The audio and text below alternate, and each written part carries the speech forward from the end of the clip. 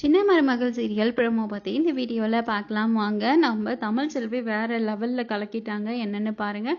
ஃப்ளைட்டை பிடிச்சி டக்குன்னு போய் நம்ம மீனாட்சி கிட்ட நடந்தது எல்லாத்தையும் சொல்லி மீனாட்சியை தூக்கிட்டு வந்துடுறாங்க. சேதுக்கு ஒன்றுமே புரியல.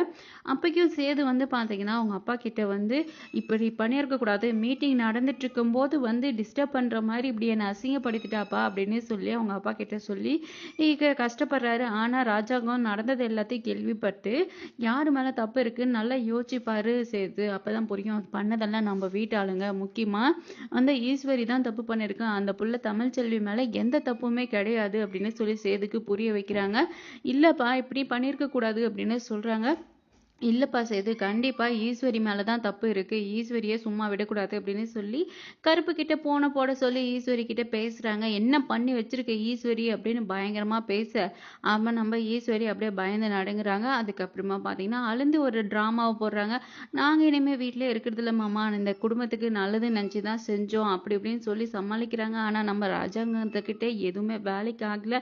இன்னொரு வாட்டி இந்த மாதிரி பண்ணியன்னா நான் மனுஷனாவே இருக்க மாட்டேன் அப்படின்னு சொல்லி பயங்கரமா திட்டி விடுறாங்க. அதுக்கப்புறம் ஈஸ்வரி கிட்ட பார்த்தீங்கன்னா இப்படி நடந்துருச்சு அப்படின்னு சொல்லி ஈஸ்வரி பார்த்தீங்கன்னா நினச்சிட்டு இருக்காங்க. அதுக்கப்புறமா நம்ம தமிழ் வராங்க. பார்த்தீங்கன்னா செம கெத்தா கேட்டெல்லாம் திறந்து கூப்பிடுறாங்க. இவகிட்ட எப்படி மீனாட்சி வந்தா அப்படின்னு சொல்லி ஈஸ்வரி பயங்கர ஷாக்காக பார்க்குறாங்க. என்கிட்ட சவால் விட்டீங்க இல்லை குழந்தை இல்லாமல் இருக்கணும் அப்படின்னு சொல்லி, இப்போ பார்த்தியா என் கையில் குழந்தை இருக்கு, இன்னொரு வாட்டி என் குழந்தைக்கு எனக்கு நடுவில் யாராலும் வந்தீங்கன்னா நான் மனுஷவே இருக்க மாட்டேன் அப்படின்னு சொல்லி செம்ம கெத்தா பேசுகிறாங்க நம்ம தமிழ் செல்வி. பொறுத்து பார்க்கலாம் அடுத்து என்ன சுவாரஸ்யமாக நடக்க இருக்குன்றத.